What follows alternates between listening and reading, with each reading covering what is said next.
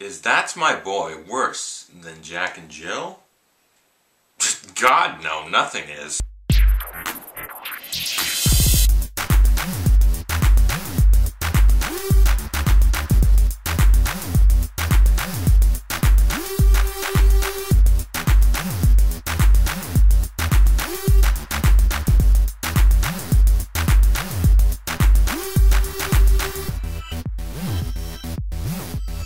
That's My Boy stars Adam Sandler, Andy Samberg, Leighton Meester, Milo Ventimiglia, and Vanilla Ice. And then a whole lot of Adam Sandler actors. But what I mean is, like, they're these people that, whether they have a big role, a small role, or just like a cameo thing, it's all Adam Sandler's friends or actors that he constantly works with. Like, you know, when you watch it, like Nick Swartzen will show up, Dante from Grandma's Boy, Blake Clark, who is in a lot of Adam Sandler movies, like 50 First Dates, I know him from. But my favorite time he's ever shown up was in Joe Dirt, where he's the guy that's like, "Oh man, why are you making?" And then Joe Dirt's like, "You like to see homos naked?" Like that. I thought that was funny. The story is about this, I think he was 13 or something, Donnie. He ends up sleeping with his teacher and then becomes this big sensation. She got pregnant. And then he gets that baby, and because of that, he becomes pretty famous. Like, he's hanging out with Corey Feldman and Corey Haim. He's like this megastar. The kid that got the teacher. Yeah, that's awesome. Then 30 years later, he's played by Adam Sandler. He's washed up, broke. And the weird thing, though, is, like, they say he was washed up, no one cares. But yet, almost every scene, he'll bump into someone. They'll be like, "Hey, you're that guy, yeah." So it's almost inconsistent whether or not people actually give a crap about him anymore. Whatever. Damn it, just when I thought I was done, I was editing the thing and I realized I forgot to finish telling about the story. So after he's washed up and he's played by Adam Sandler, he realizes his son, who pretty much ditched him once he turned 18 and moved out, is getting married, so he wants to go there and try patch things up with the kid, while at the same time trying to like be like, "Hey son, give me some money." Because otherwise he's going to jail. It's just straight up, he's going to prison. And so then he's trying to hang out with his son and patch things up, get the money, but they also do something that's pretty annoying. Like, I don't know if it's just Adam Sandler movies, but there's like the conceit of having in these comedies or other movies just keeping a secret from people. Like, he ends up not telling them that he is Andy Samberg's dad, and it's just like, "No, I'm his friend." Yeah, what's up? Like that. And it's like, well, just tell him you're his dad. Good Lord. And it's like, yeah, you lied. You don't like him. Well, he's there now, so you might as well just come clean, because I hate it. There's so many movies. I mean, just go with it with some of the worst, where it's like, clearly Adam Sandler's lying, like, "This is your wife?" You're like, yeah.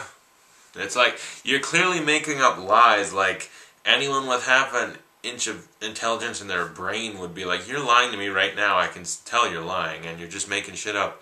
In this movie, thankfully, they didn't have very much. Like, they tell the lie, and then it's kind of like there's no more problems with it, which is good, because there's a couple times in Adam Sandler movies where it's just like, come on, the guy's lying, and it's so obvious. Something odd about this is Adam Sandler, he does a lot of voices in movies. Like, there's a lot of times when he's putting on a voice. Billy Madison, "He called this shit poop." And then you get, like, Little Nicky, "Oh, I was hitting him with a shovel. Oh." Like, I didn't really like that. Then you get stuff like 8 Crazy Nights, where he's like playing Whitey among a lot of other characters in that animated film. A film I really love. I love 8 Crazy Nights. "Oh no, it's just been me and Eleanor for 65 years, and she gets nervous around strangers." Are all these impressions good or bad? I don't even know. And then you get Jack and Jill. The most annoying Adam Sandler voice, because it's the most annoying character he's ever played, or in film history almost. I mean, Jar Jar Binks and Jill. But this one's kind of in the middle. It's not that annoying, because it was a little annoying at first, but then it kind of grows on you. It sounds like Scooby-Doo with a Boston accent. I don't even know, I can't do an impersonation of it. It was so odd, but yeah, Scooby-Doo with a Boston accent pretty much describes what it sounded like. And also another thing about this movie is it's rated R. Adam Sandler is, like, aside from, like, he has those comedy CDs he does where it's, like, all pretty much R-rated, like, comedy skits, almost every single one of his movies is, like, PG or PG-13. I don't know how Jack and Jill got a PG, good lord. But, they're all, like, PG-13, like, Most of them are just kind of goofy, juvenile, but yet a lot of them are really enjoyable. I love Happy Gilmore. I think Billy Madison's really good. I love 50 First Dates, The Wedding Singer, The Waterboy. I like the Longest Yard remake he did. I don't know how other people feel. I like that. Chuck and Larry, I didn't hate. I thought it was alright. And then there's all the other stuff he made where it's kind of like, eh. Then you get stuff like Punch Drunk Love, where he didn't write or direct or anything, but it's him beating the shit out of dudes with crowbars and having like anxiety problems or whatever. That's an interesting movie, but you know, all the stuff he works on, it's all PG-13 silly comedies, and I like most of them. But lately they've just been kind of bad. I mean, Grown Ups was disappointment. They gave away all the funny parts in the trailer, and anything else in the movie just really wasn't that funny. Because, I mean, it's a little too juvenile, and it's just a whole lot of fart jokes, which get old pretty fast. And, yeah, just go with it. Nothing special about it. Jack and Jill's cinematic atrocity. And then we get this one. So I was expecting this was going to be terrible, because, I mean, the last thing Adam Sandler worked on before this, I think he wrote Bucky Larson, which is, how did you write that? Good Lord. I haven't seen it because I don't need to. I saw 10 seconds of the trailer and said, this is going to be the worst movie ever. And from what I've heard from a lot of people, it is. But this one, I expected it to be so bad. I thought, oh my god, Adam Sandler's doing another annoying voice. This is just going to be terrible. And surprisingly, it wasn't. I liked it. I'm actually kind of happy because now maybe one day Adam Sandler can start making good movies again. One day we can get that. The movie though, like, aside from Adam Sandler, like, the acting, it was all alright. Adam Sandler was annoying, but yet he kind of grows on you in the movie. You got Andy Samberg, who is hilarious. I mean, The Lonely Island, all his music that he does and stuff is so funny. And then you get some of his movies, like Hot Rod, I think is very underrated comedy. It was pretty good. So I think Andy Samberg can be very funny.